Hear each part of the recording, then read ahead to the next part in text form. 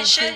Tilyamın birine birine maşe hekimek ani bu aliye ka vaşe dilimin kedi bu geç kaer bir şey dilimin kedi bu geç kaer bir şey habe Ayşe Ayşe can Ayşe Ayşe habe Ayşe Ayşe der kalem Ayşe.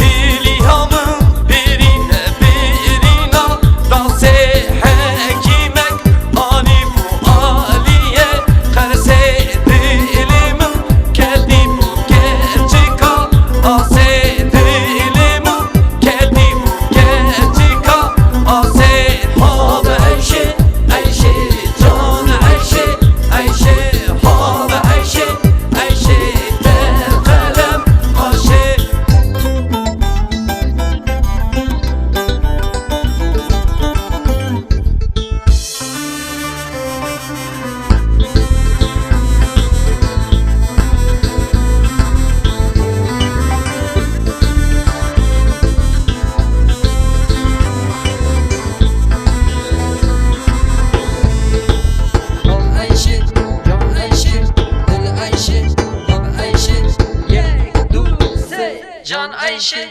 Tilyamın birine birine kere hekimek ani bu aliyege vere dilimin kedi bu geç kaer şire dilimin kedi bu geç kaer şire habe Ayşe Ayşe can Ayşe Ayşe habe Ayşe Ayşe der kalem Ayşe. Ayşe, Ayşe, can Ayşe, Ayşe, habe Ayşe, Ayşe, der kalem kaşı.